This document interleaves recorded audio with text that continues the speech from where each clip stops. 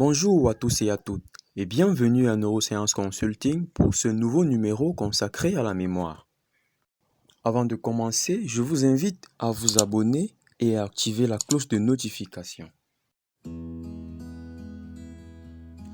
La mémoire est un processus biologique qui permet non seulement d'acquérir, mais aussi de stocker et de restituer des informations, celles-ci étant indispensables pour l'interaction avec notre environnement.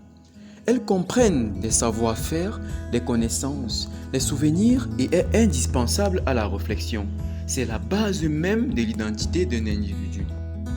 Cependant, nous ne possédons pas qu'une seule mémoire, même si nous avons tendance à envisager la mémoire comme un tout en disant avoir de façon globale une bonne ou une mauvaise mémoire. En dépit de la pensée populaire, l'homme possède plusieurs types de mémoire. Trois grands groupes ressortent sur la base de la durée du souvenir: la mémoire sensorielle, la mémoire dite à court terme et celle à long terme.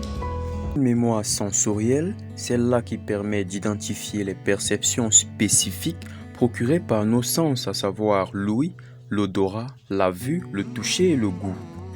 La mémoire dite à court terme possède une capacité de stockage limitée. Néanmoins, le concept de mémoire de travail a été récemment ajouté à cette notion.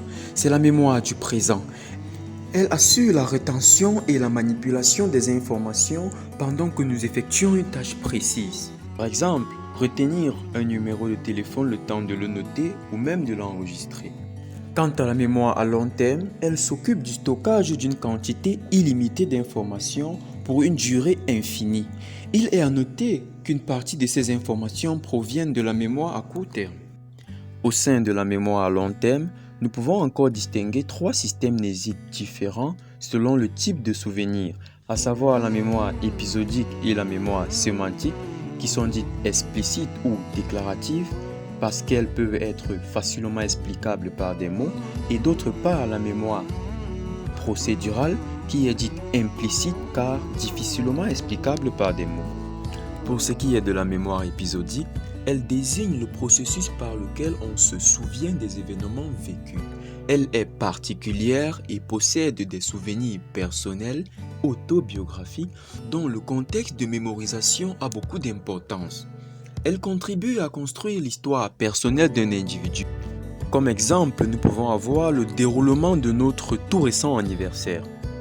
Quant à la mémoire sémantique, c'est la mémoire du savoir et de la connaissance, car elle permet l'acquisition et la mémorisation des connaissances générales, scolaires ou culturelles. Nous n'avons pas toujours le souvenir précis de l'endroit où ont été acquises ces informations, mais nous conservons néanmoins les connaissances. Comme exemple de mémoire sémantique, nous avons le fait de savoir que le Cameroun est un pays d'Afrique centrale et que sa capitale est Yaoundé, ou encore le fait de savoir que cette chaîne s'appelle Neuroscience Consulting. Enfin, la mémoire procédurale, c'est la mémoire du savoir-faire. Elle entre en jeu dans l'apprentissage des processus, des manipulations et des habiletés motrices qui sont difficilement explicables par des mots.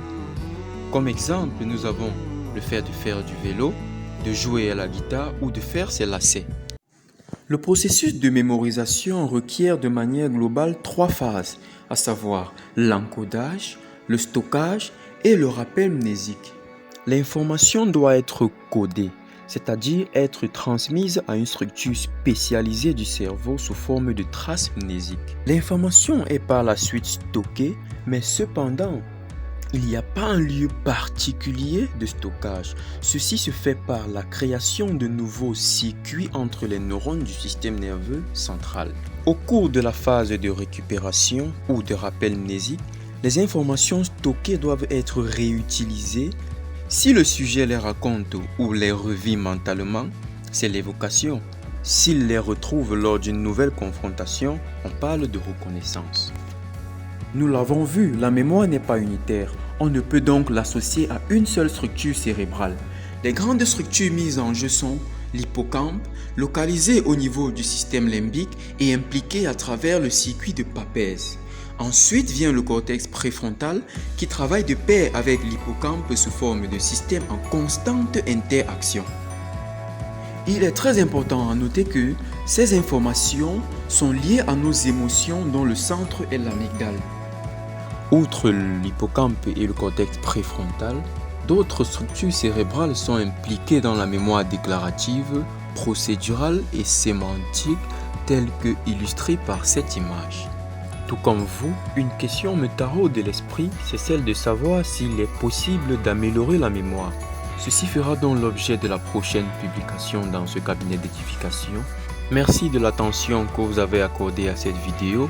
J'espère que ça vous aura intéressé et que ça vous donnera envie d'en apprendre davantage. Si c'est le cas, n'hésitez pas de liker, de laisser un commentaire relatif à vos suggestions et votre appréciation et de partager pour édifier des personnes autour de vous. À très bientôt pour un nouveau contenu. D'ici là, prenez soin de vous.